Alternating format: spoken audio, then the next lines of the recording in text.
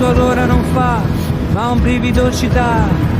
Il Tempio Officina, di nuovo eccolo qua, sempre pimpante, salendo su per il monte, con un ritmo volando quasi una ninna, nanna. Tra risate e sospiri, lo vediamo di partire, un'icona del posto che non smette di stupire. È un viaggio nel tempo, con l'aria che ci accarezza, ogni salita è una piccola divertente impresa.